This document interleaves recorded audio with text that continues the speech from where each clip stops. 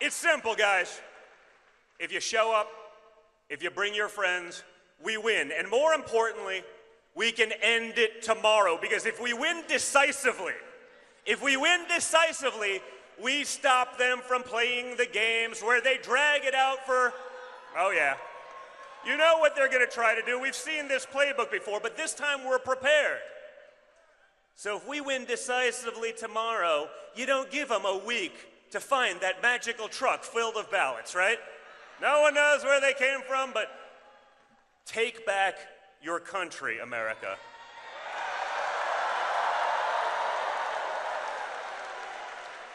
We went from a time of peace to a time of war in an instant. We went from a time of prosperity to a time of poverty, faster than you could ever imagine. Kamala Harris is not going to change anything. We know that because she told us in her own words that she would not do anything differently.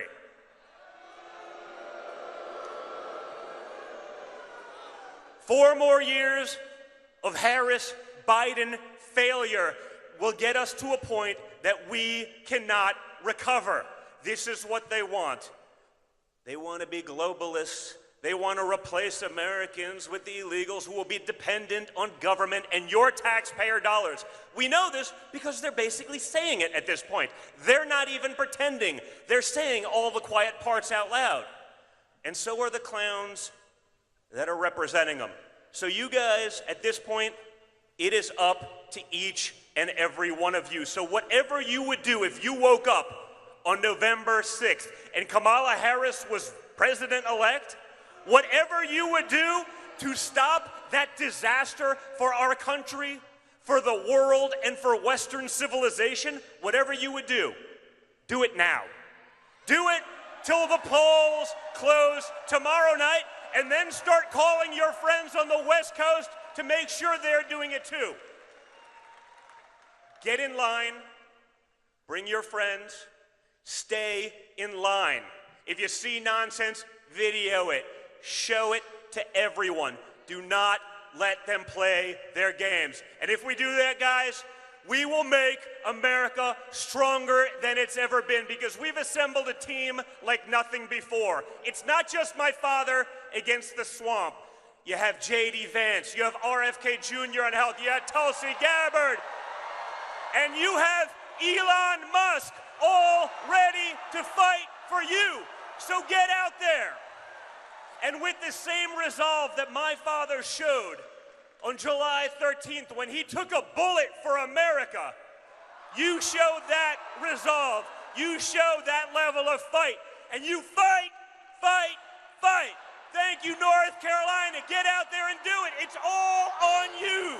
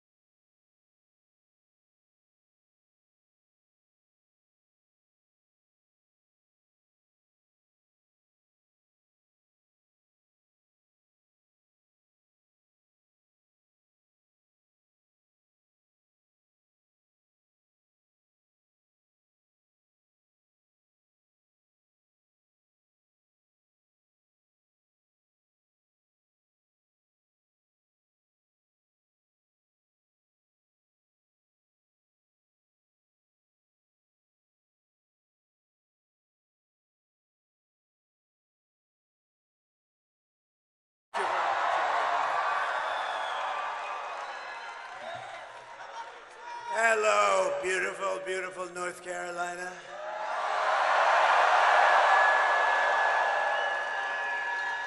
This is really the end of a journey, but a new one will be starting, and that's the one we've wanted to partake in, which is basically to make America great again. And now we'll have a chance to do it after today. Hopefully, everything will work out well. We're way leading.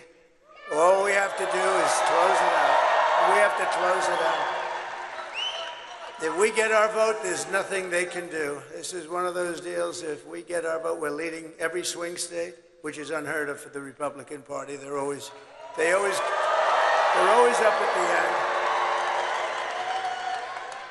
They always were good finishes or bad finishes, depending. Sometimes they'd get there, but you'd always go in by losing hundreds of thousands of votes, and you'd watch it like a racehorse, and sometimes they'd get there, and sometimes they wouldn't. But with North Carolina, I always got there because we won every race, every primary.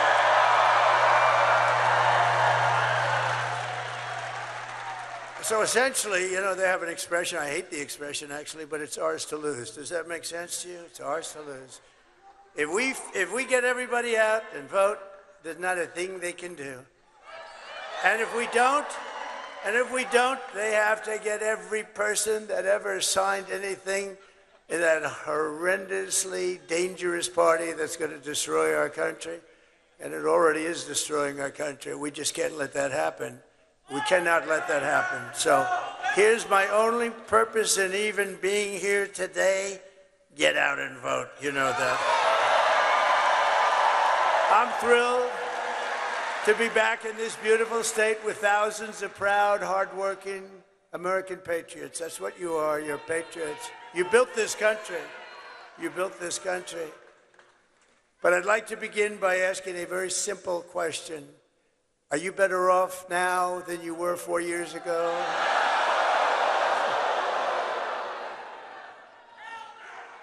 You know, I've asked that question so many times. I've never had one hand go up for the other. With your vote tomorrow, I will end inflation. I will stop the invasion of criminals coming into our country.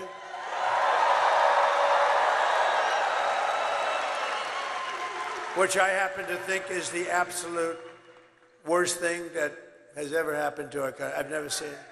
They're putting in murderers, releasing all of their prisoners from jails all over the world, not South America, all over the world, into our country. I think it's the worst thing. You know, in the polling, when I see the polling, I see that inflation and the economy are number one, which is sort of standard. But I really would like to put that, because we're going to close up that border so fast. We're going to get those people out of here. And she's not going to do it. She couldn't do it if she wanted to. She wouldn't know what to do. They have open borders. And you know what? If things went bad today, you would have, and tomorrow, you would have open borders the first day of that. And they have 21 million people that they let into our country. Many of these people are murderers. Think of it. 13,099 are murderers. The big drug lords. The prison population from countries all over the world. And if I ran a country, I'd say, get my prisons. Open borders. They just walk in. No vetting. Think of it. No vetting. We have no idea who they are. You're not allowed to ask. You're not allowed to ask. They just walk right into our country. And they killed people. You have murders. So you have 13,099 murders. Many of them have killed far more than one person. Bad things are going to happen. And you have terrorists at levels that we've never seen before. We had terrorists down the lowest we've ever. I had in 2019, and this isn't done by me, this is done by Border Patrol, which, by the way, endorsed me. They gave me a great endorsement. They said, he's the greatest president ever. He's the greatest president, the head guy. Boy, Paul was great. He made a beautiful speech, but he said, he's the greatest president our country has ever had. I said, does that include Lincoln, Washington, and a couple of others? But it's very nice. But they gave me the strongest endorsement. And I have to say this, in the same little speech, they said she's the worst thing to ever happen to our country. And it's very hard for them to say that. She never made one phone call in 4 years to the Border Patrol. How are we doing? I used to drive them crazy. They probably said, oh, no. It's the president again. Yes, yes, we're fighting our president. Yes. I used to drive him nuts. When I had nothing to do, I said, call the Border Patrol. And we got, just drop that chart, please. That's my all-time favorite chart.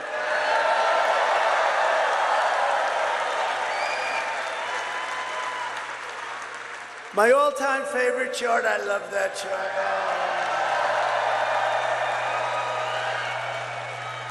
I sleep with that chart. I kiss it every night before I go. Because I wouldn't be here if it weren't for the chart. If you take a look at the arrow on the bottom, that was the day I left office. That was the lowest illegal immigration we ever had. And I kept it pretty good. And then you take a look, and we had Mexico pay for their soldiers. They didn't want to pay for their soldiers. I said, you have to give us soldiers while we build the wall.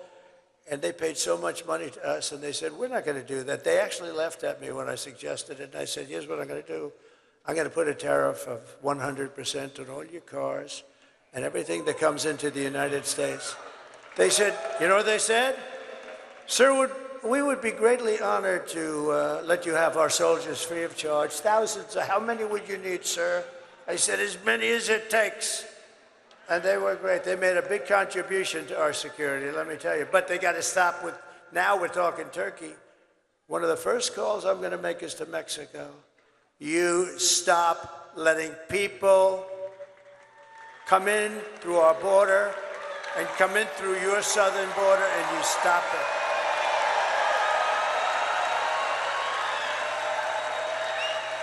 Because Mexico, and I had a great relationship with the president, but he retired now. He left. He was a good man. He was a socialist. You can't have everything, but he was a good man. But they paid a fortune for the soldiers along the border. We were able to have great numbers. Well, built 571 miles of wall. I was going to add 200 more. By the way, far more than I said. I was talking about 200, 250. We built 571, and nobody talks about it. And you know what I did? Because we had a Congress that was not behaving, I said, I don't care. This is an invasion of our country. I'm taking it out of the military. And I took it out of the military because I gave them $725 billion. I say, congratulations, fellas, I'm taking out 10. What is it for, sir? It's called a wall because we're being invaded by Mexico.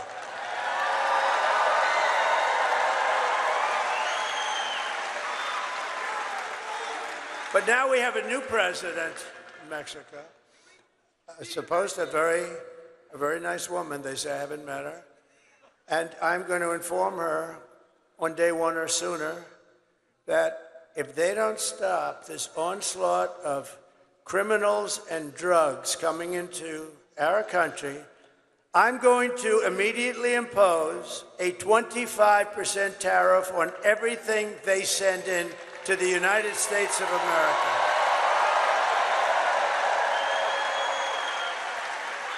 And the reason I delayed that is you're the first ones I've told it to. Congratulations, North Carolina.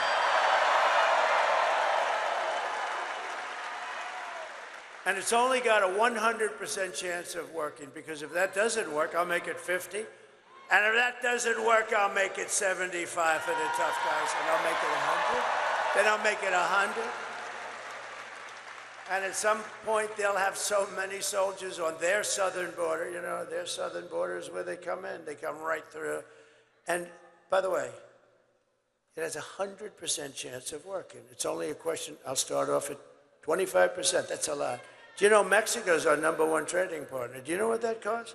They make a fortune. They've taken over our country in a way since this Biden-Harris people. They became our #1 trading partner, and they're ripping us off left and right. It's ridiculous. They're not going to rip us off. They wanted $3 billion to meet with Biden. They wouldn't have said that with me. I would have said, oh, really? You want $3 billion to meet? I'd do the opposite. If you don't give us $3 billion, I'll impose the biggest frickin' tax.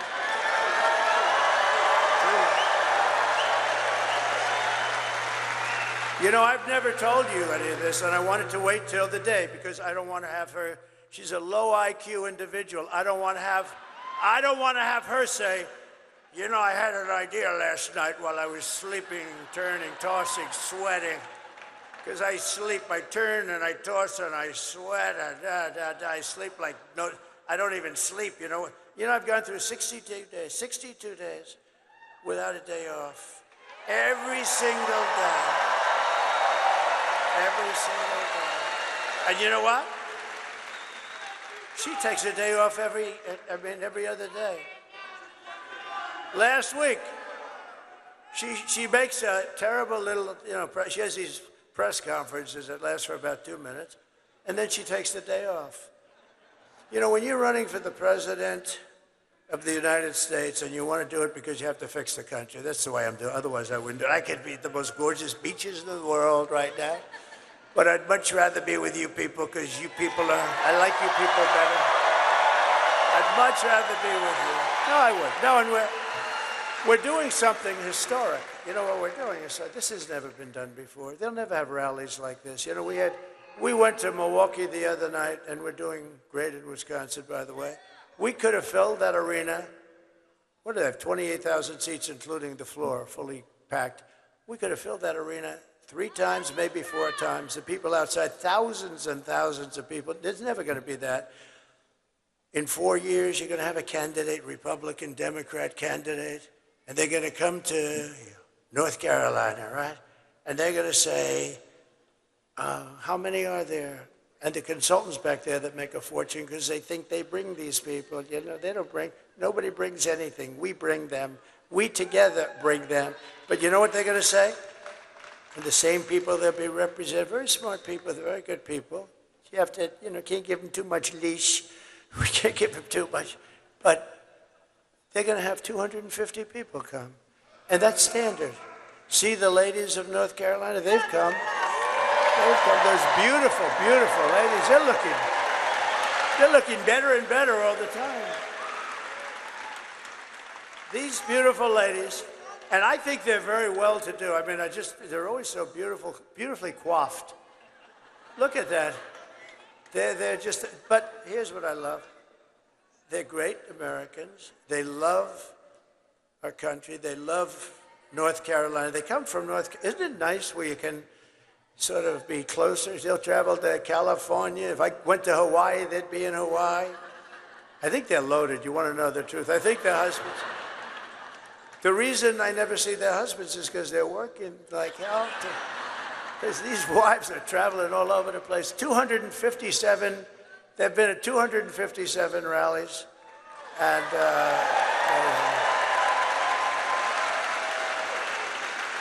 their husbands are going to be so happy when this ends. But I don't want, and you know exactly what I'm saying, I didn't want to say this about what I'm going to do at the border. I stopped the biggest auto plant in the world from being built on the border. China, and I have a lot of respect for China. Look, they're smart as hell. They get angry when I say it, the fake news. So, they're smart as hell.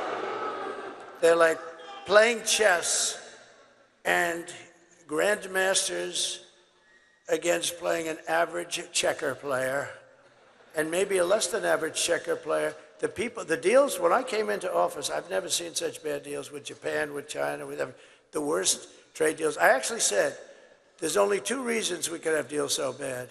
The people making the deals were corrupt, which I actually believe, or they were very stupid. And I think you had a combination of both. And we fixed a lot of those deals. We would have had them all fixed up, but then we had to fix COVID. But we had the greatest, think of it, we had the greatest economy in the history of our country. The greatest. We had the greatest border. That's done by Border Patrol. That's not a Trump special.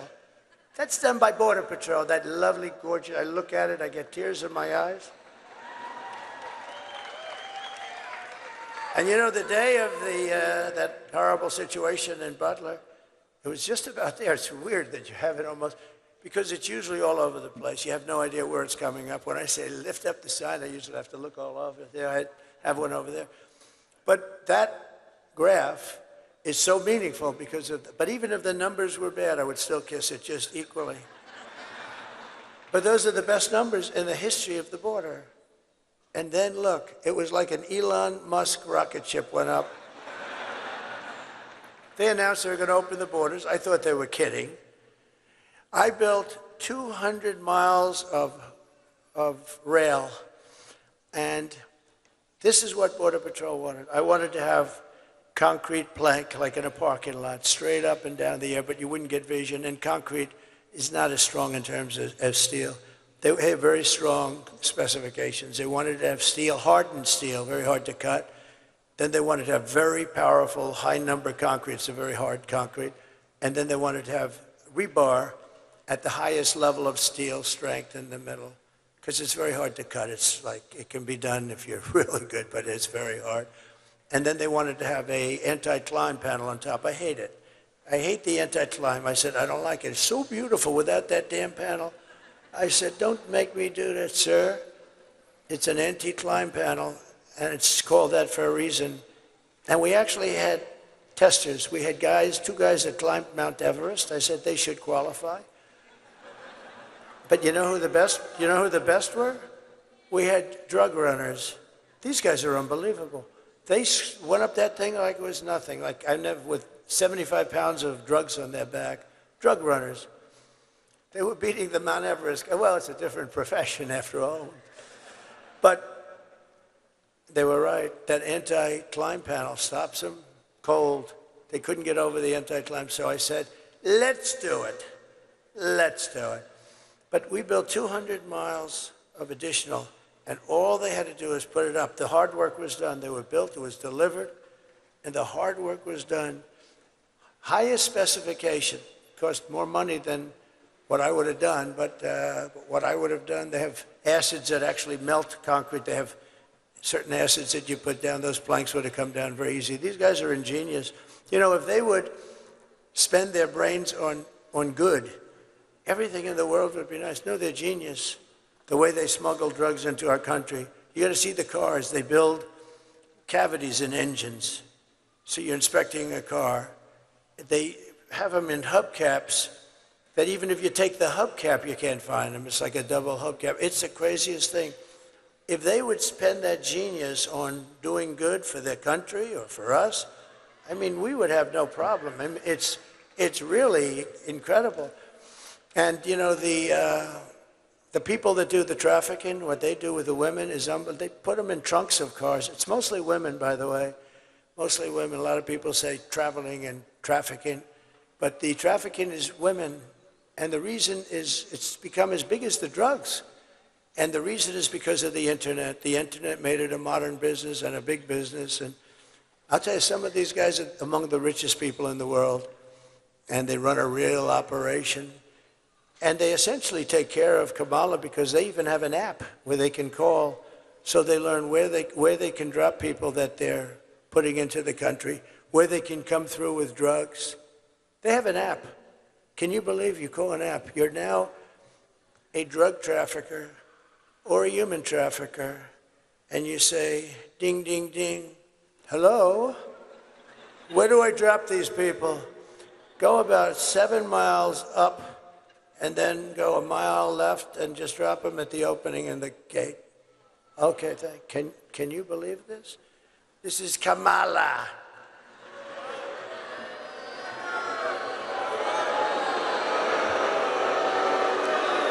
So all that stuff ends very quickly. We'll get that thing built. But they could have put up 200 miles. Oh, you know what they did with that expensive stuff? And that's expensive. They had it laying in the sand, laying in the mud. It was all there to be put up. All they had to do is flip it up. It goes like, they put it up real fast. 3 weeks. The whole thing, we would have had 750 miles of wall. Think of it. And boy, walls work. Walls work and wheels work. You know, they never get obsolete, right? The computers, in about 2 minutes, they're obsolete. And, but we have the best computer guy there is, right? We have Elon. And he loves it. And you know where Elon is right now? Elon is right now. He's in Pennsylvania campaigning because he thinks it's the single most important thing he's ever worked on. Elon Musk, and we want to thank him. He's an amazing guy. When I saw that rocket came down, when I saw that sucker come down, 22 stories, by the way. You know, people think it's like 5 feet high. It's 22 stories. That sucker's coming down, and It's those engines were blowing. He says it's all computers. You know, it's true. That thing. I said, oh man, it's going to crash. No, dude, it's going right into the gantry. Right? It's going to crash.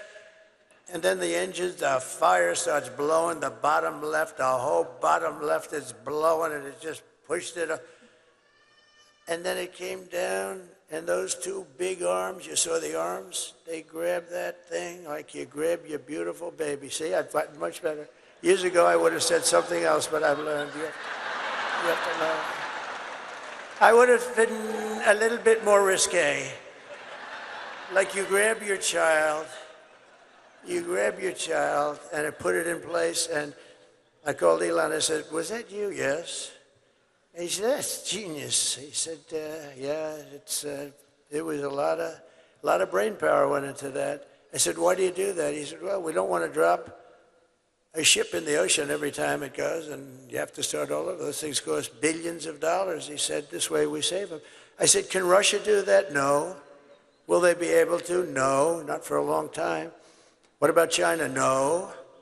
You know, we opened up Space Command. We did the whole thing. If we didn't do that, we'd be way, way behind. Space Force. You know, Space Force. One of the many we did so many things with the tax cuts, the regulation cuts, the right to try for those people that are terminally ill. You get the right to try our medicines here instead of going to Asia and Europe. Or if you have no money going home, which is about 99% have no money and they go home. But the few people that have the kind of money you need for that, that go to Europe, that go to Asia, and we have the best labs in the world, and nobody ever talks about it. They tried to get it for 50 years. I got it done, passed through Congress. You think anything's easy to get passed through those guys? It's not easy. But we did so many things, and we've saved thousands and thousands of lives. It's worked out unbelievably. And, you know, nobody wanted it. The scientists didn't want it because they're terminally ill. They don't want to start from a terminally ill person. Looks bad on the records. They didn't want record sheets. The insurance companies hated it. It was very, very, I got everybody into a room. Our country hated it because our country will get sued. When somebody's terminally ill, they die and they sue the country. I said, you can't do that. I got everybody in the room and I signed an agreement. Everybody agreed that we're going to work beautifully with people that are terminally ill, but they're not going to be allowed to sue anybody. If they die, they die. And if they live, it's going to be the greatest story. We have saved thousands of people. And nobody ever talks about it. You know, nobody ever talks about thousands and thousands.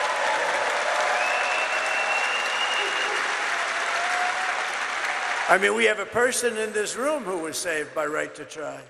We're, you know, a space-age drug. They're doing things, but it takes a long time to get them approved, or I cut it in half. I cut that time in half. But the FDA takes 12 years sometimes to get something. And by the time it's approved, a lot of people are gone. So when they're terminally ill, we get them that drug right away. They sign an agreement that I or my family will not ever, for any reason and under any circumstance, sue the United States government, such and such a drug maker, such and such a lab, Dr. Schwartz, Dr. Jones. We will not sue anybody. We just want to get better. That's all it says. Pretty good, right? That's pretty good for only a semi-non-lawyer. But that's essentially what it says. And you know, the funny thing is the ones that were most against it were the drug companies and the labs. We have the greatest labs in the world. What we're doing, space-age things, and we got it started. It was dying on the limb before I came along. Well, NASA was dead. When I came along, all you're seeing with the space, and NASA was dead. NASA had grass growing out of its runways. I mean, they had, every time there was a crack, you had grass. This place was dead. Now it's the most vibrant center anywhere in the world. All of their centers, it's vibrant. And Elon brought it back, and the people at NASA are doing a great job. They're all working together.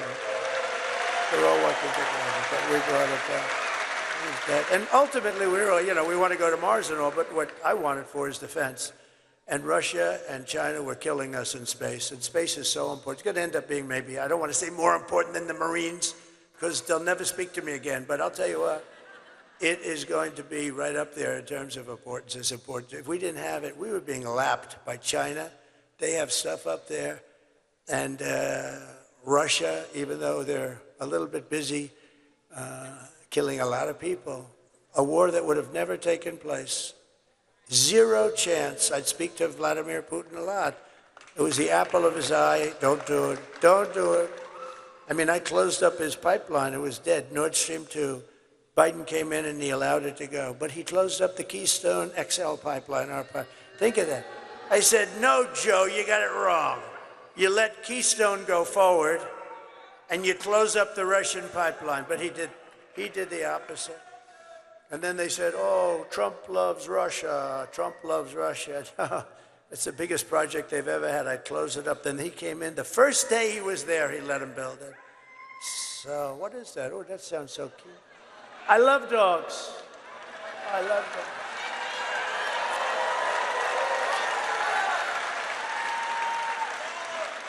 We love dogs. You know, Lara Trump, by the way, you happen to know she's married to my son, and she's the vice chairman along with Michael. They're doing an incredible job. But she would come into the office, and she loves dogs and pets, and she would get me to do things for doggies that you wouldn't believe. Dad, we have to make the cages larger. We have to provide air conditioning. Can you believe it? I didn't know too much about it, but you understand what I'm saying? In these kennels where they're obviously not treated too good. I said, so do we have to give them a steam bath? Or do I?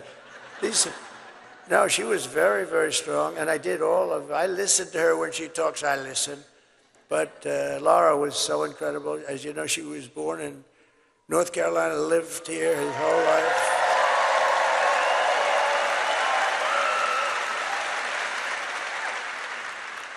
And even Ted Budd, who's doing an incredible job. And I said, Ted, run for the Senate. And he said, I'll do it, but I'm only going to do it if Laura's not going to run. Is that right? He said, I'm only doing it if Laura. And she said, you know, I've devoted so much time, and I'm raising these beautiful children. And I have a great husband, and you know, and Ted is great. She said that. She said, you have a great guy in Ted, very nice. But he did say that, and you know, a lot of people would say they'll bull through. Nobody would have had a chance. They love her. They love her in the party. They love her even the Democrats love her. Can you believe it? Stand up, Ted. Stand up.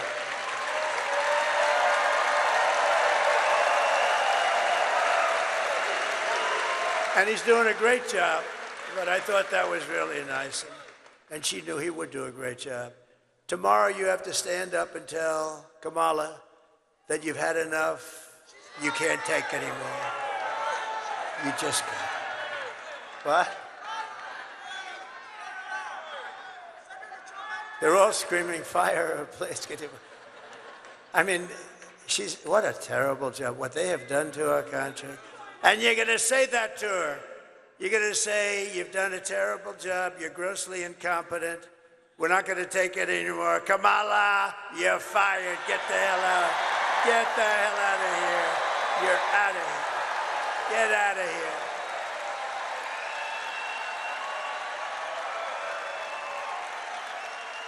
That's what you're doing.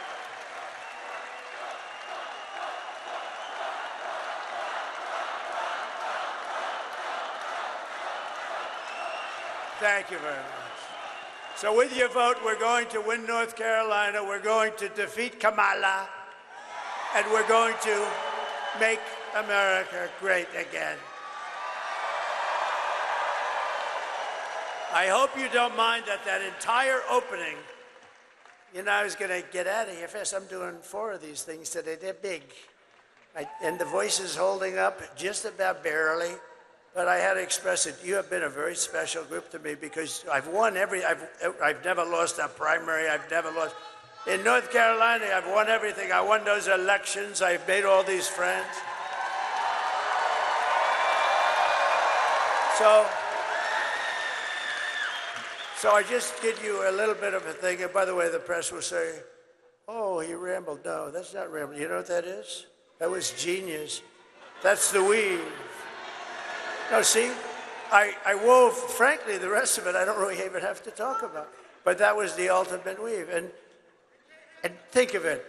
Isn't it nice that you can have a president that doesn't need to use a teleprompter?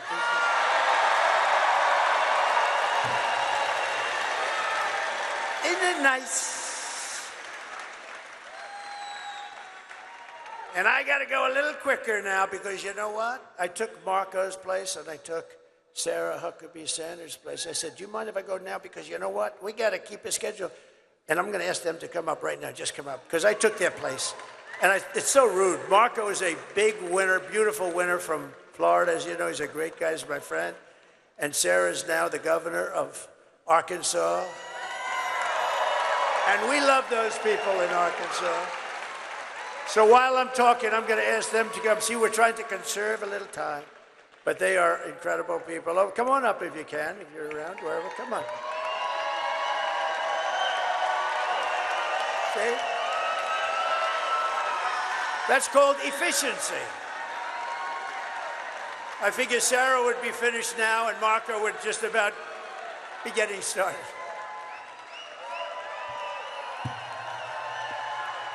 Two great friends, two very talented. No, but I figured Sarah would just about now be finishing and Marco would be starting. And you know, he's a great speaker. They're both great speakers. They speak for a long time. And I'd be sitting in the back. I'd say, get them off the stage now. So they were so nice. And I'm going to just ask them to each say a little bit. And we're then going to make our next stop. Come on. Thank you, sir. Good morning. It is an honor to share the stage with America's best and favorite president. And soon to be our next president again. We know we've never had a president who fights more, who fights harder, and loves this country the way that Donald J. Trump does, and that's why we need him back in the White House.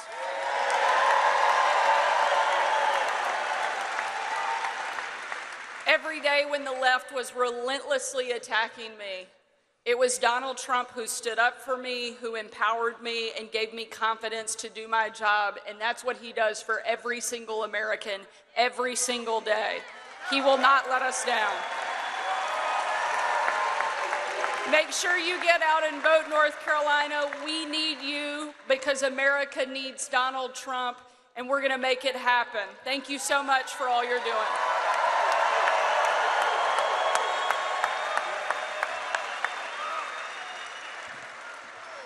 We took, thank you. Thank you. Thank you. Wow. Unfortunately, our country took a wrong turn 4 years ago, and now we're stuck in a malaise.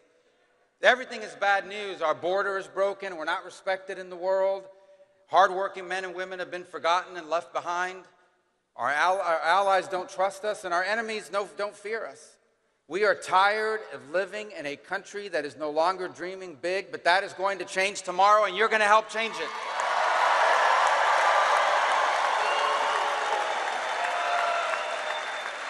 Tomorrow, North Carolina and the country are going to make our 45th president our 47th president.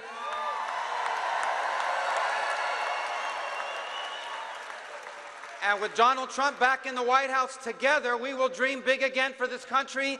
We will be a country that once again is proud of its history, excited about its future, because together with Donald Trump, we are going to make America not just great, but greater than it has ever been before. Thank you.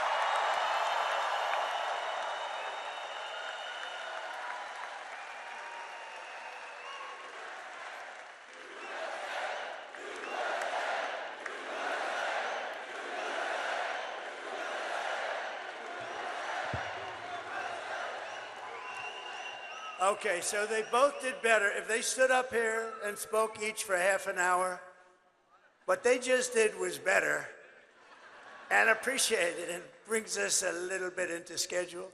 You know, one thing Marco was talking and I said, you got hit so hard by that hurricane. And we didn't care about what we're doing today. We only cared about saving lives. And we did a good job. FEMA did a horrible job. The administration, they're still not there. You know why? Because they've spent all their money on bringing in murderers and a lot of people. They spent all their money on bringing in illegal migrants. They've also taken a lot of your jobs, especially jobs from the black population. But think of this. When I started having to think about North Carolina a little bit in terms of a thing called the election, I said to our people back there, who've been fantastic, Chris, Susie, everybody, I said, you know, we got a problem because North Carolina is reliable for me. I mean, I've never lost there. Never lost. And I don't think we're going to start now. I don't think. I've never lost there. We have a beautiful lead right now in early voting. You know, last time I wasn't leading, and I won it twice. But I was way behind. In fact, I went to my people. I said, hey, man, I'm like way behind here. What's going on, Michael? Right? What was it, like 200,000 votes? I said, how the hell do I win? But the later voting came in, Republican. Boom, and we blew him away, right? He was right. He said, just relax. Just relax. I'm screaming, what the hell happened in North Carolina? But that's the way it works. I mean, the Republicans are used to voting late. They do it. They feel better about it. They want to be there on Tuesday. And that's all we want them to do is do the same thing that they've done. But I have to say, an amazing thing happened because I went down. I had to be the first. But I went close, but I didn't want to bother people. I mean, it was devastating. And then shortly thereafter, I went to the sites, and it was horrible. The houses were ripped. People are still missing. Many people died. A lot of people don't know. You've had terrible FEMA response, like non-existent. Franklin Graham was great, and so many other people were great. And I made a big contribution toward the effort, but I said rather than me do it, I was ready to do it, but I said I'll give it to Franklin and others that are doing so well there. It's amazing, some of the people that work there. So we gave them a lot of money, and they're doing a job. But no response. But you know what? I said to Michael and I said to other people, these people have been wiped out. Their houses are gone. You got to see. I mean, trees are ripped, giant trees, 10 foot in diameter. They're ripped out like they were toothpicks. I've never seen anything like it. And just clean. Not only are the houses gone, but the concrete foundations were taken out. You'd see them laying 20 miles down the road. It was the most devastating that you can imagine. I said, we'll be lucky. And this was a very Trump area. We know what that means. So it's Trumpy. They call it a Trumpy area. And with a lot of love and great people, no crime, no nothing. Just great people. But it was devastated, you know, essentially destroyed. You'll probably have it built back in about 15 minutes, right? Because that's the way you are, workers. But I said, you know, if we get 50% of the vote, I don't know who, they're not going to show up. So I figured anywhere. Not having done this business that long, actually, I figured very accurately, anywhere from 25 to 50% of the people may come and vote. And here's what happened. The lines were through the roof. I don't know where the hell you all came from.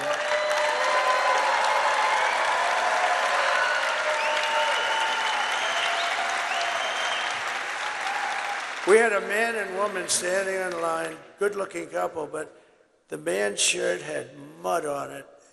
And the woman that was cloaked, I mean, it was, I said, man, look at this. And they're standing in line getting ready to vote. And it was a long line, too. And you broke the all-time record for North Carolina early voting, right? I've never seen anything. I've never seen it. So we love you. Look, this is why our country's great. And it's people like you. It's really, really amazing. Over the past 4 years, Kamala has orchestrated the most egregious betrayal that any leader in American history has ever inflicted upon its people. She has violated her oath, eradicated our sovereign border, and unleashed an army of gangs and criminal migrants from prisons and jails and insane asylums and mental institutions all around the world, from Venezuela to the Congo in Africa, stealing countless American lives. They're killing people. They're killing people at will. Only days ago, an illegal alien from North, and this was a rough one, Just happened, you know that. An illegal alien from North Africa who Kamala let into our country with her horrendous open border, just a dangerous, horrendous situation, traveled to a Jewish neighborhood in Chicago and tried to execute a Jewish man on the street, shooting him in the back as he walked to synagogue. He then opened fire on police and paramedics, shooting an ambulance before police returned fire and ended his rampage fairly quickly. Our police, and by the way, our police have got to be respected. We have to give their dignity back. We can't take their pensions, their house, their family. They want to stop crime. We have to let them stop crime. We have to give them their dignity and their honor back. In July, an illegal alien who Kamala released into our country, again with her open border, just walk right through, sir. Did he do anything wrong? And they could look, you know, the guys from ICE, they're great, and they could look at somebody and say, they can say where he's from, what he did, how many people did he kill, and they don't like what they're doing. They have a much easier job doing what they're doing right now, but they want to stop people, and they want to get them out, or they want to put them in jail. Some are so bad you can't actually let out. If you did, it would actually be dangerous just to bring them back to their countries. Their countries weren't accepting them back until I came. You know, with Barack Hussein Obama, I call him the Great Divider. He's the Great Divider. And he hit, and Michelle hit me. I was so nice to her. Out of respect, I was so nice. She hit me the other day. I was going to say to my people, am I allowed to hit her now? They said, take it easy, sir. Sir, take it easy. My geniuses, sometimes they said, just take it easy.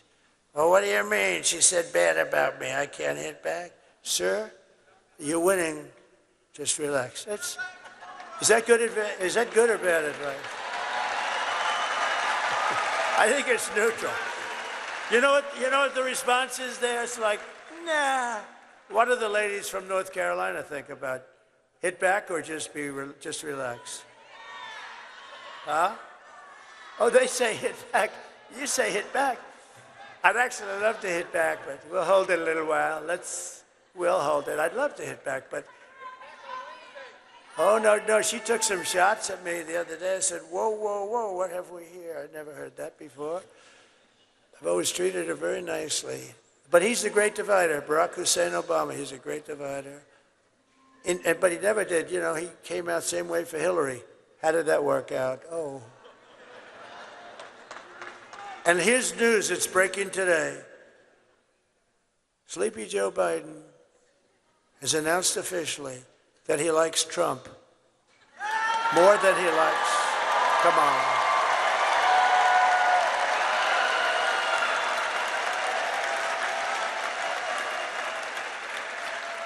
And he actually hates my guts, but he likes Trump more than he likes Kamala. Oh, he hates her. They walked into the office.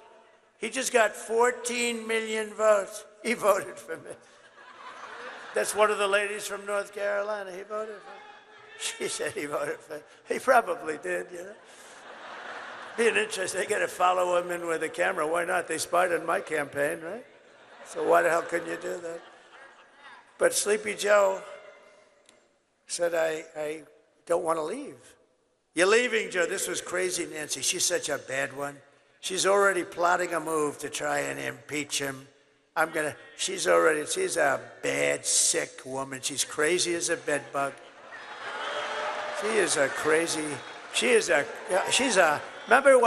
Remember she ripped up the paper behind me? You know, she could have gone to jail for that.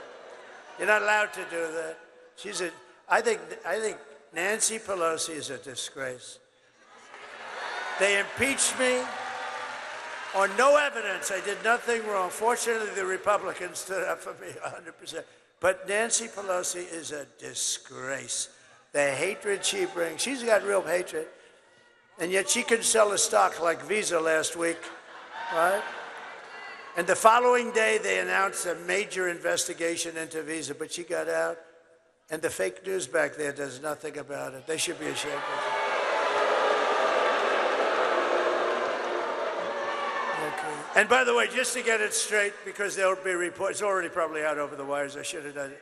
I'm only kidding about Joe. He didn't officially say that, but I believe, okay?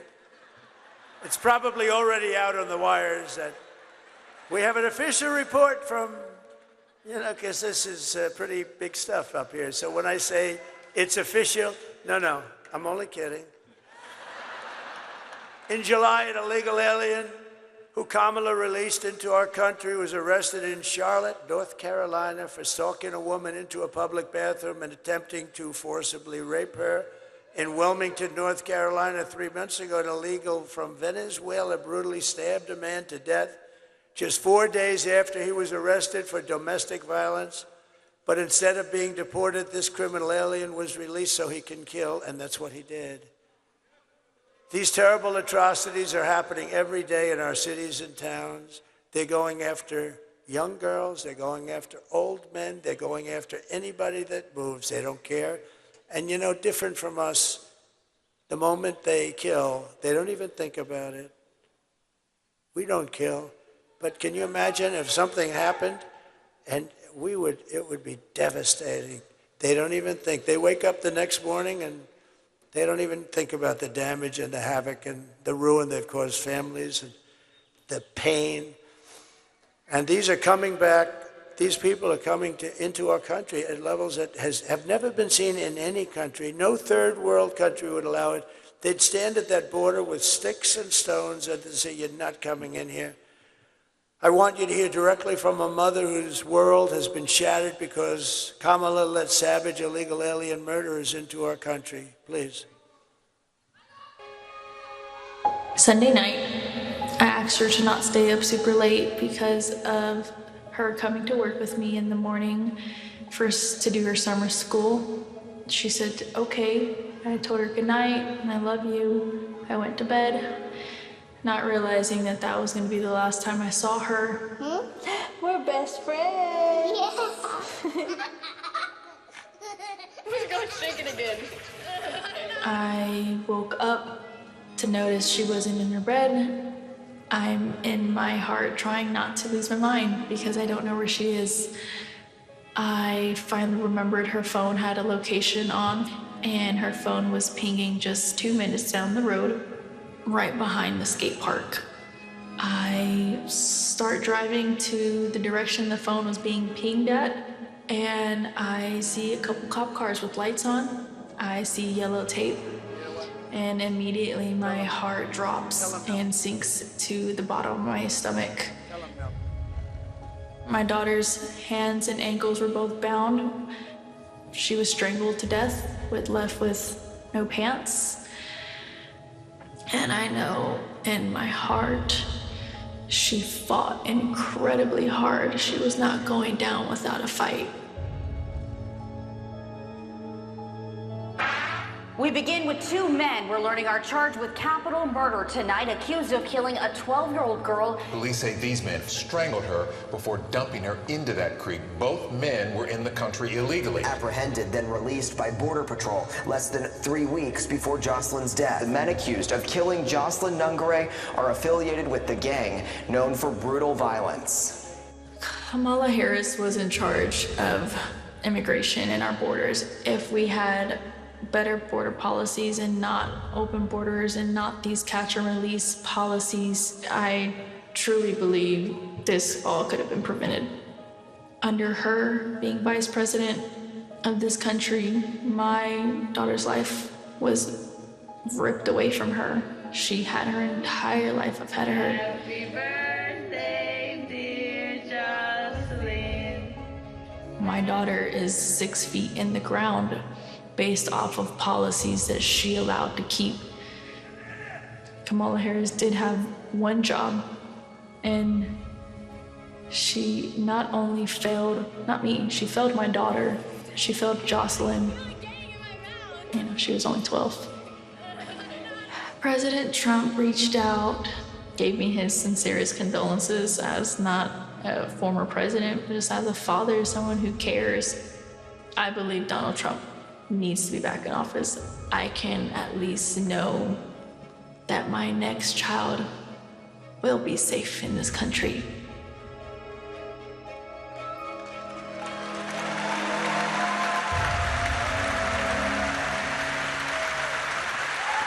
Very sad. That was a few days ago that we had the news announcement, and it was the day when the Border Patrol endorsed me so strongly, and I was so honored by it.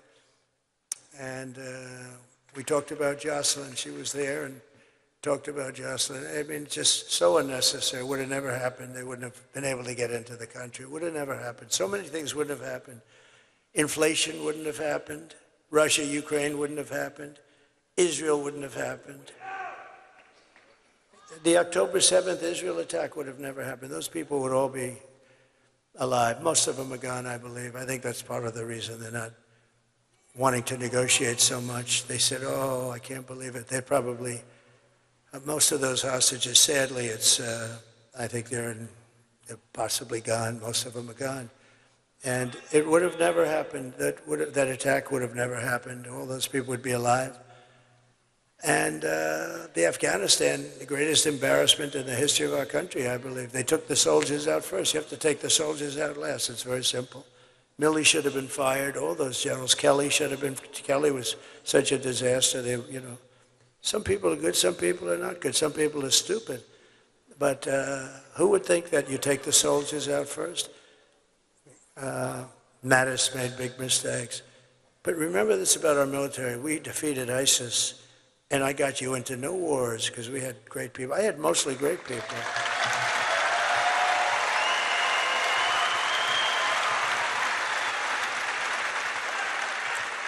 We had mostly great people. And when I went to Washington, I didn't know anybody. I was a New York guy. I was only there 17 times, according to the media. And I went to Washington, and I said, listen, I just became president, but I don't know anybody. And you rely on very good people. Some are rhinos, and they're decent rhinos too, but they give you rhinos back. And we don't like the rhinos. We don't think they do the job properly. But we did a phenomenal job. I just want to say that the day that I take office, the migrant invasion ends and the restoration of our country begins. The United States is now an occupied country, but it will soon be an occupied country no longer. November 5th, 2024 will be Liberation Day in America.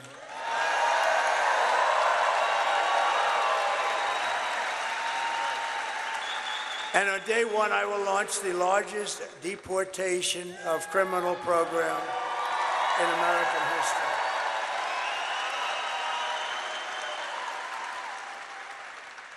And a president named Dwight Eisenhower, great general, a better president than people were saying, actually.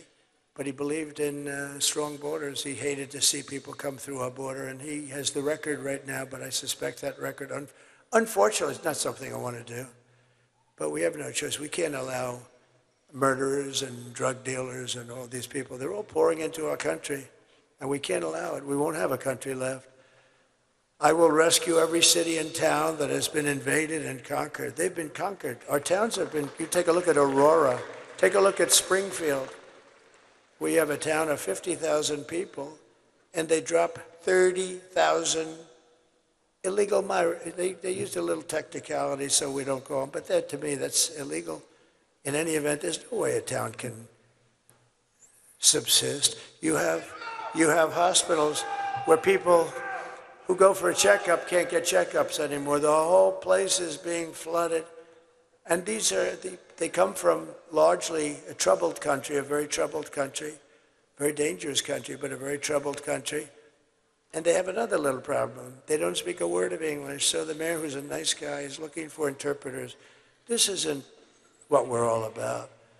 30,000 people going to a 50,000 people town. Springfield, Ohio. No problems. We had a beautiful, beautiful little town, and now it's horrible. And this is happening all over. Those are examples. Aurora, in Colorado, you have a radical left lunatic governor that has no idea what the hell he's doing. And Colorado should vote for me because of what they put me through. They tried to take me off the ballot when I was leading both the Republican and Democrat parties. And it went to the Supreme Court of the United States, and in a unanimous decision, they say, I'm sorry, you're going to have to beat them at the polls, you know? You're going to have to beat them at the polls. And hopefully they're not going to be able to do that. And the people of Colorado, you know who is more angry about that than the Republicans? The Democrats, the regular Democrats.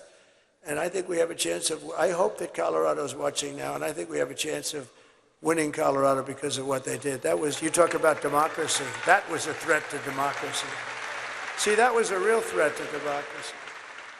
And we will put the vicious and bloodthirsty criminals in a jail. We'll kick them out of the country. We'll take care of it. But to expedite removals of Tren de Aragua and other savage gangs like MS-13, we have a lot of gangs. They're bad ones. They're tough people. Thank goodness we have ICE and Border Patrol, and we have great law enforcement. We have great law enforcement.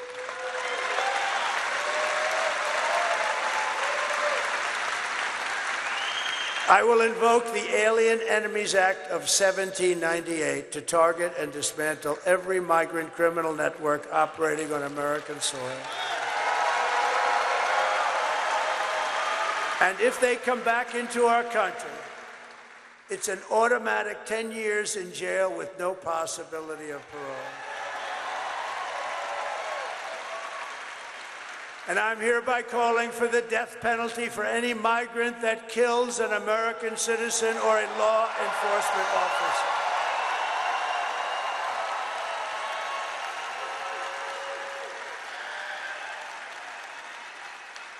And I will immediately ban all sanctuary cities. They're sanctuary for criminals in the United States of America. And to secure our border and working along with all of the things we're going to be doing, we are going to rescue our economy. 4 years of Kamala has delivered nothing but economic hell for our American workers. Her inflation disaster has made life unaffordable and cost families over $30,000 in higher prices. And just days ago, we had the worst jobs report in modern history. You know that. I looked up, I said, thank you. Thank you. Because they tried to hold it. They tried not to put the report out. Kamala said, don't put that report, it'll cost me the election. But the problem is the fake news doesn't want to report on it. So usually you're hearing 200,000 jobs, 300,000, sometimes like 4. We had the best numbers people have ever seen. But usually you're looking at a lot of, hundreds of thousands of jobs. Routinely, it's expanding, and 12,000 jobs were created. That's a depression, 12,000 jobs were created. But that's the good news. 30,000 private sector jobs were killed in a single month. Nearly 100,000 manufacturing jobs have been wiped out since this. 150,000 Americans joined the unemployment rolls in October. This is in 1 month. I always said I would never want to have a thing like this happen. And I've been saying it's going to happen because of what they're doing, because they know nothing about economics or business, or honestly, they're stupid people. We have stupid people leading our nation.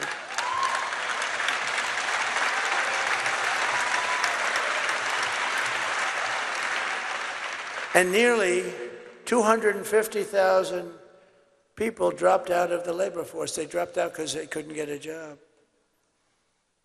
And can you imagine that? Can you imagine? These are the numbers, and they don't want to talk about it, but that's okay. These numbers are disqualifying. These numbers make them, because the famous quote, it's all about the economy, stupid. We have the worst economy that we've ever had since the 1929 Depression. These are depression numbers, and it's going to get worse. But see, they'll blame it on me. She just said, they'll blame it on me. But you see, that's what I didn't want. I didn't want to be sworn in and then have these numbers come then. I said, I hope it comes before I go into office. Otherwise, I'll get blamed. I didn't want to be a certain president. You're the best president. Thank you. I didn't want to be a certain president that had to preside over. He got into office, and it all crashed down. People jumping off buildings. It all came. This is This is the beginning. Just remember this. This was an important date last week, the end of last week, remember? That was a very important time. Just think, a few months ago, they fraudulently claimed 818,000 jobs were created. 818,000, and it was a fraud. When in fact, there were no jobs that were created. It was all a lie, and they thought they'd be able to get away with it through the election, but there was a whistleblower, and the whistleblower couldn't stand what they were doing and blew the whistle on them, and they got caught.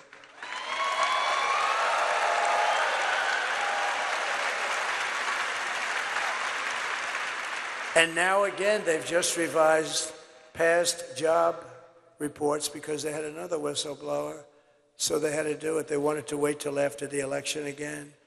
And they found another 112,000 fake jobs. In other words, jobs that they're reporting exist and they don't exist. It's a fraud. That's 1 million fake jobs. Now, when you look at the numbers and you see those jobs, it didn't make it look great, not like our years. But you know what it made it look like? Pretty normal, pretty good. There was no story. Meanwhile, think of this. Meanwhile, 100% of net jobs created in the last year have gone to migrants. Can you imagine? Not to our population, migrants. But these are depression-type numbers, and that's where we're heading if she's elected. Under my leadership, we're quickly going to turn this economic nightmare into an economic miracle. You'll see.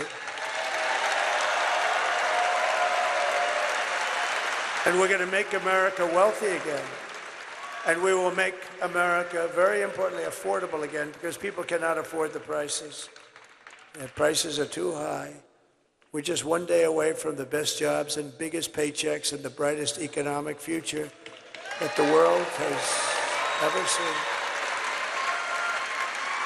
But you must go and vote, and Kamala talks about fixing the economy, but why doesn't she do it? She always goes, oh, yes, we're going to do this. We're going to give you tax hikes. You know what? She wants to raise people's taxes. That's how the Depression started, by the way. Herbert Hoover, he raised the interest rates and the taxes at the same time, and it just went boom. That's what she wants to do. She wants to increase your taxes. Interest rates are too high. They are too high. Kamala's plan will impose the largest tax hike in American history and raise taxes on the typical American family by $3,000. My plan will massively cut taxes for workers and small businesses.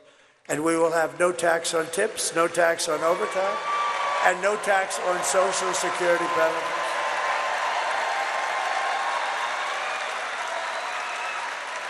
To rapidly reduce inflation, I will end Kamala's war on American energy, and we will drill, baby, drill. We're going to drill. Right?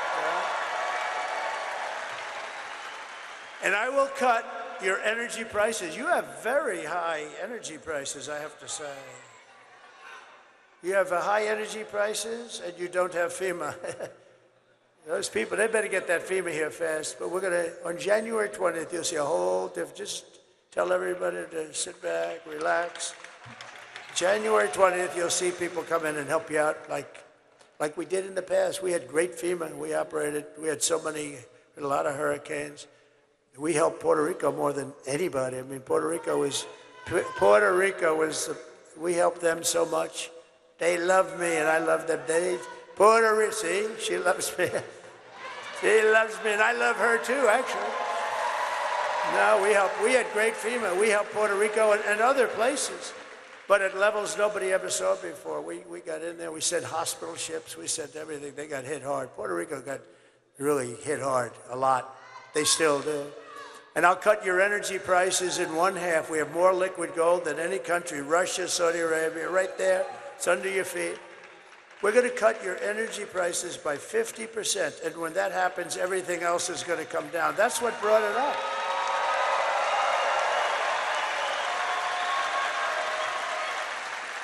Now, before leaving, I just want to introduce some people that have just been great. Senator Ted Budd, you know, he's great.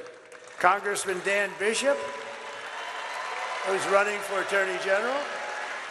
And he was a great congressman, and he'll be a great Attorney General.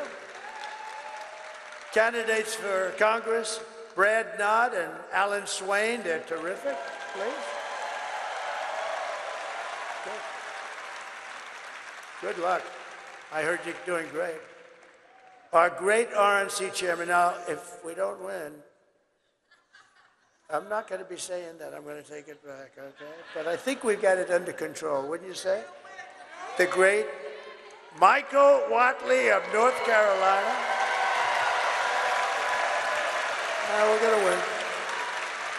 And Michael had one message for you. Oh, we don't need your money. We don't need anything. Got plenty of money. We got plenty of everything. All we need is a very simple vote. Just go out and vote. And get your friends to vote, too. Bring them along, you know? And a man who I'm so proud of because he stepped into very big shoes, Michael's shoes, GOP Chair Jason Simmons.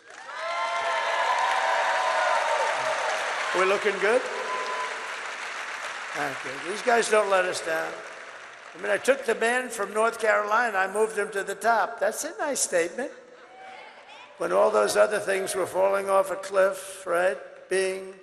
Ballots have been found. But this guy had 603 lawyers, and we had him stymied. You don't think they would have done that here, too? But we have a good legal team now. We're watching them, and they're watching.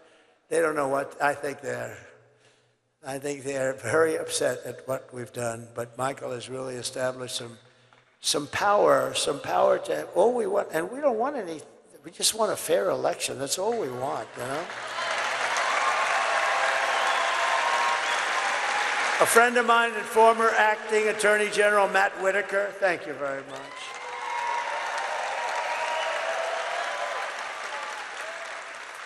Alice Johnson's here. Where's Alice Johnson? Oh, look at my beautiful. Somebody came in to see me. They said, there's a woman that's been in jail for 22 years, just approximately, but like around that number. A beautiful woman, a great woman. Everyone in prison loves her. She's like the person that she's a high quality. And how much longer does she have to stay? Another 28 years. She's been there for 22 years. The model prisoner, and people called me about her, I've been hearing about her. And what happened was amazing. I checked it out. I said, wow, that's a hell of a big sentence for doing what people do now and they don't even get fined, right? So she's in there for 22 years. So I got her out of prison. I said, I'm getting her.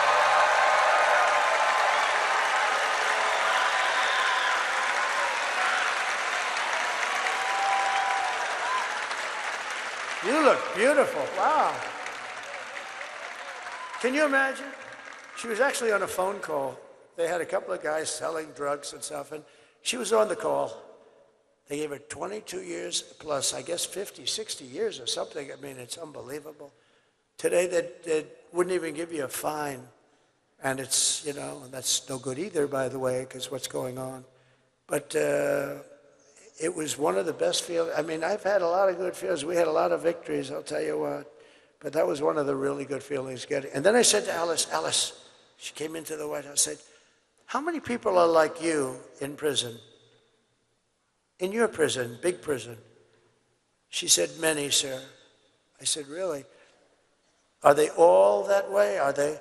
No, sir. And that was a good answer because I knew they weren't, you know. If she would have said yes, then I would have said, well, you gave me the right answer. You don't know it. But she said, many, many great people. I said, give me a list of your top 25 or 30 or 50 or 10, whatever it is. Give me a list of really good people who shouldn't be there. And she gave me a list, and we got every one of them out immediately, right? Right?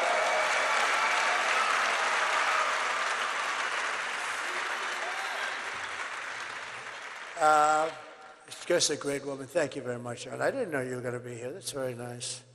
She still likes me. Well, she's got to like me. What the hell? I mean, could you imagine if she were like some of these guys? Sometimes I'll endorse somebody and they won't be that. Can you imagine when, this would be a story. I got her out of 28 years and then she comes out against me. I say, But stuff like that happens in politics, I got to tell you. But not with that one, it doesn't. We love you. Thank you very much. Thank you. So I didn't even put it here, but you know, we have so much stuff, and I don't want to bore you, but I was asked by a group of people, mostly African-American people, came to my office. They said, we've been trying for 30 years to get criminal justice reform. Obama couldn't do it. Nobody could do it. Nobody could do it. And they came to my office and they said, we have a problem. We're 5 votes short, and we need 5 conservative senators that are hard line. And actually, we had conservative senators that loved it, Ted, right? We had some conservative senators that were actually supporting it. But I called up some of the senators, and one of them in particular was great. He said, you got it. He was leading it. He said, sir, you got it. I said, I got what? I haven't even asked you a question yet. You're calling about criminal justice reform. And I'm the one that's leading against it, right? But you got it. Because if it wasn't for you, I wouldn't even be a senator. And if you feel that way, I'm giving it to you. That's the way it was. I got 5 guys in 10 minutes.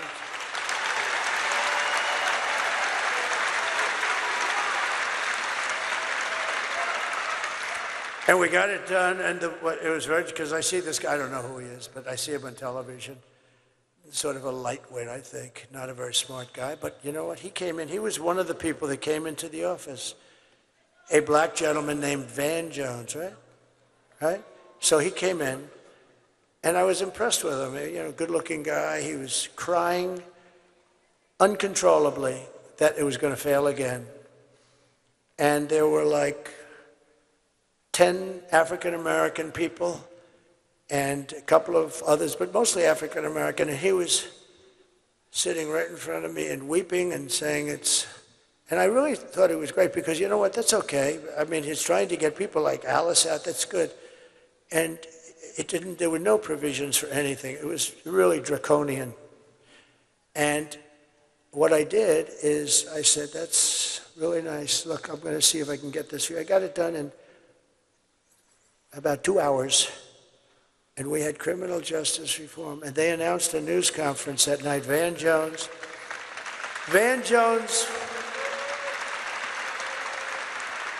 who I don't know. The only time I think I ever met him was in the Oval Office. They came in with a group about criminal justice reform. And remember, Obama couldn't get, nobody could get it. Nobody. Bush couldn't get it. They all tried. Why wouldn't they try? So what happens is, he was crying profusely. I told him, congratulations, we're going to get it for you, and I got it. And then they announced a news conference that night in some place in Washington, D.C., and he was heading up the news conference. I said, First Lady, come on over here. I'm going to show you something really nice. This is really a beautiful thing. I'm very happy I was able to do this. I got them the vote that they could have never gotten, 5 conservative senators. You wouldn't have gotten these guys. So you got to know what we're dealing with here. They were seriously hard right, and that's good. That's fine. You got hard left, you got hard right. And I said, First Lady, people love, she's got the #1 best-selling book in the country. Can you believe it? Can you believe it? I wouldn't have even said that except I read it, and it's really good. If, you know, can you imagine if I didn't read it and I didn't like it? No, she's great. She loves you. She says hello. But she got the #1. That's a big achievement in life. On the New York Times list, do you know how that book has to sell 20 times more than it should in order for her to be the #1 bestseller? So we're proud of her. She's great. And she was a great First Lady. People love her. People love her. And I said, First Lady, see, this is a little bit of a weave. You see those stories? First Lady book, boom. But you got to always bring it back. When it comes to a time when it doesn't meet at the bottom, then it's time to say, let's not do this shit anymore. We won't do this anymore.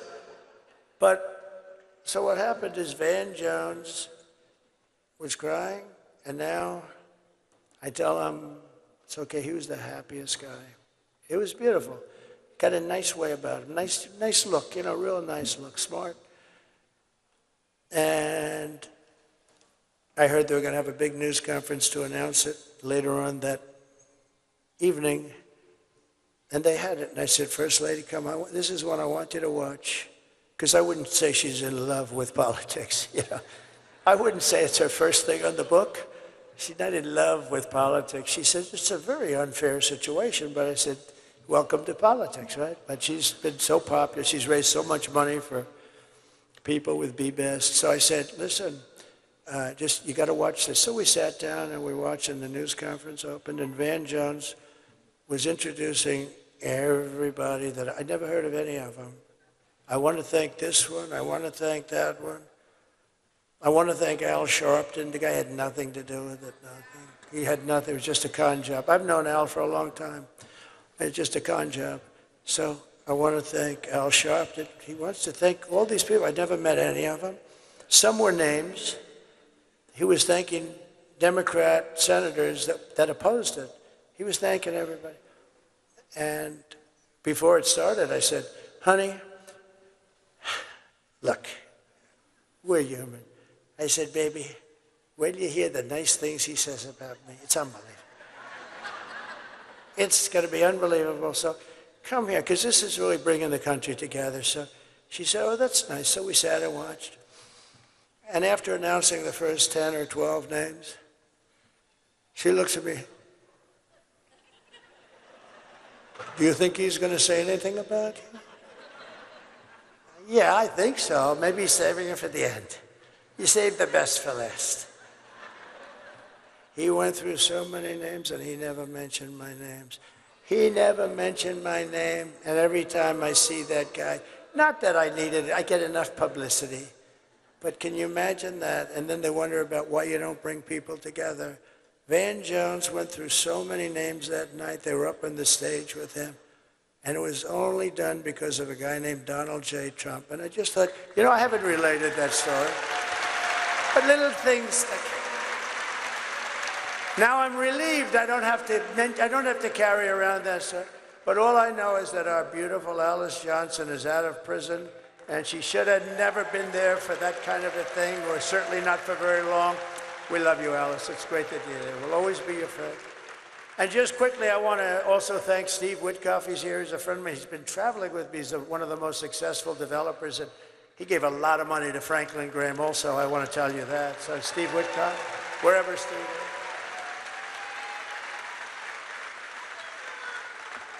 Thank you, Steve. And Howard Lutnick is, along with an unbelievable woman, Linda McMahon, heading up transition. And they're going to do a great job. He's got a great story. He's been a very successful person, but he had to rebuild his firm because of the attack on the World Trade Center. He lost his entire firm and then rebuilt it bigger, better, stronger, and he gave a big portion of the proceeds to the people that were killed. He lost the top 3 floors of the building. He was on his firm. Cantor Fitzgerald was on the top 3 floors of the World Trade Center. They were all gone, including his brother. And he rebuilt that firm, and it's now bigger, and he gave a big chunk. He didn't have to do that, and he's just a very highly respected man on Wall Street, and he's involved in the transition at a high level. And I also would like to pay homage and Ed, because they're great people. They're great people. It's, you know, we all like to brag about our kids, and sometimes maybe we shouldn't. And some people, you know, but you have your kids, you love your kids, but these are great children, I mean, they're not children anymore, but to me, they'll always be children, right? They're your children. If they're 25 or 35 or 40, I mean, Don is not a child. Eric is not a child. Tiffany is now going to have a beautiful baby.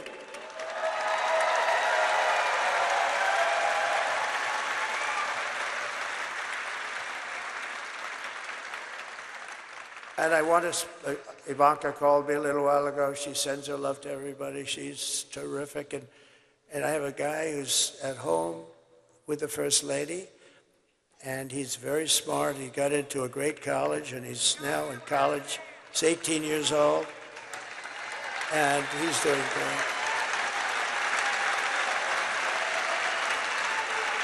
And he gives me good advice. Dad, just take it easy now.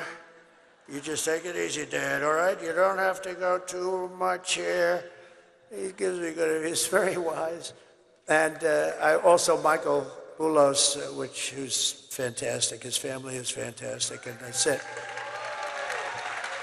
So in conclusion, with your vote tomorrow, we're going to fire Kamala, we're going to save America, and we're going to cut your taxes, end inflation, slash your prices, raise your wages, and bring thousands of factories back to America and back to North Carolina.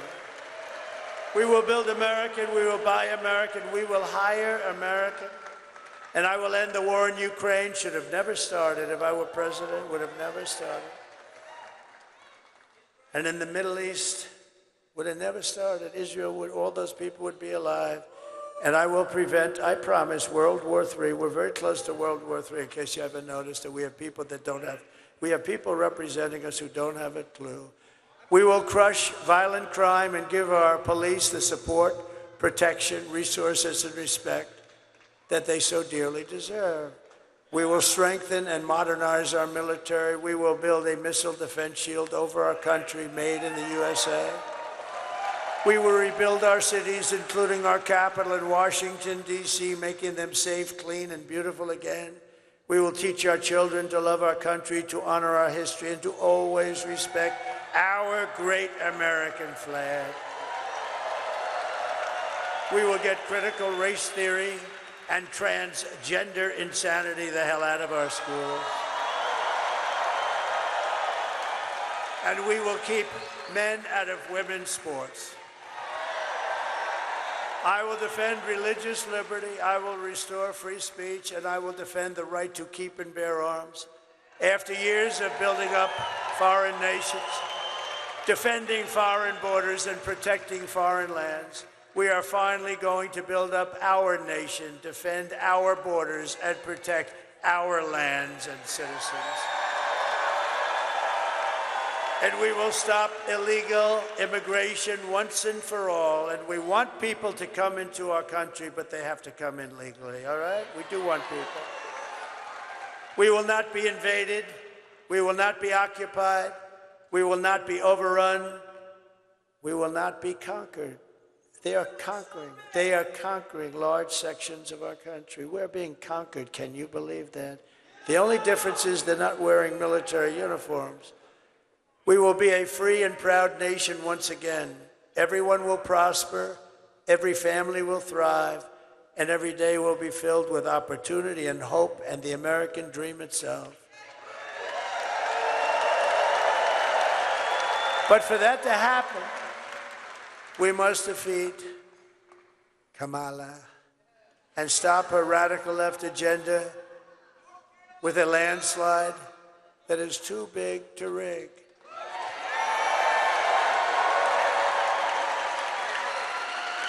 Kamala destroyed perhaps the greatest city in our nation, San Francisco. It's an embarrassment what's happened to San Francisco. We're not going to let her destroy our country. So all I need is for you to get out and vote. For the past 9 years, we have been fighting against the most sinister and corrupt forces on earth. We have together, all of us together.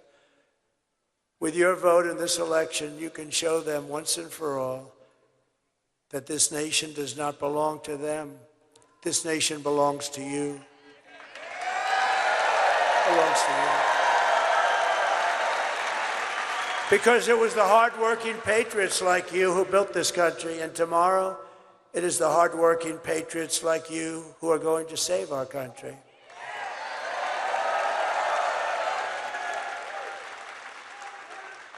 Think of this, I won't be doing this anymore with North Carolina, and I won't be doing this anymore with, after today, I'm just thinking as I'm going through this, that this will be our final moment, but the more exciting moment is going to begin. See, these moments of hundreds and hundreds of the most incredible rallies that any country, no country's ever seen anything like that. But these moments that we've had together, these really were just to create what we hopefully will create tomorrow, which is we're going to make America great again. We had to get there today. So we'll have many meetings, but we won't have rally meetings. We're going to have, maybe we'll rally in that, we'll rally in our success. We'll have, because we're going to make our country, we're going to make our country so successful. And we did it. We had the greatest economy, best. You see the numbers, you see the charts. We did such a good job, but we'll do a much better job now because I know the people. Now I know the good ones, the bad ones. I know the weak ones, the strong ones. I know the stupid ones. I know the smart ones. I know them all. After all we've been through together, we stand on the verge of the 4 greatest years in American history. With your help, we will restore America's promise and we will take back the nation that we all love so much. We are one people, one family, and one glorious nation under God. We will never give in, we will never give up, we will never back down, and we will never, ever surrender. Together, we will fight, fight, fight, and win, win, win.